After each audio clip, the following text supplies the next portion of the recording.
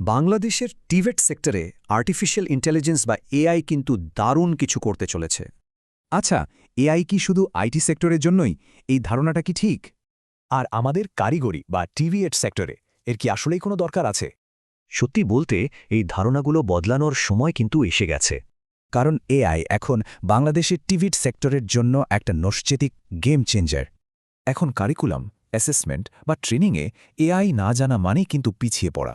আর এই জন্যই ইএসডি নিয়ে এসেছে টিভেট পেশাজীবীদের জন্য 2 দিনের একটি hands on AI workshop.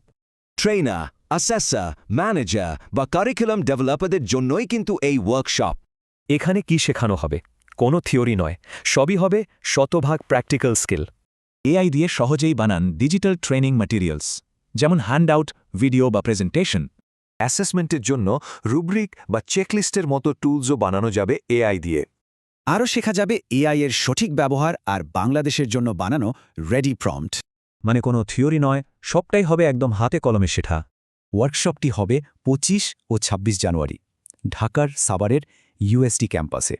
Regular ফি ৩,০০০ টাকা হলেও আর্লি বুকিংয়ে পাচ্ছেন মাত্র ২,২২০ টাকায়। তবে আসন কিন্তু খুবই সীমিত আর তা খুব দ্রুতই শেষ হয়ে যাচ্ছে। তাই রেজিস্ট্রেশনও কিন্তু খুব তাড়াতাড়ি বন্ধ হয়ে যাবে, দেরি করা চলবে না। রেজিস্টার করা খুবই সহজ। লিঙ্কে গিয়ে শুধু ফর্মটা ফিল করে নিলেই হবে। এই লিঙ্ক থেকেই সরাসরি রেজিস্ট্রেশন করে ফেলা যাবে।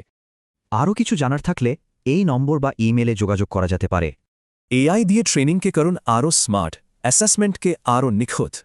ভাবুন তো, টিভিট সেক্টরের কোন সহকর্মীর এই ওয়ার্কশপটি সবচেয়ে বেশি কাজে লাগবে?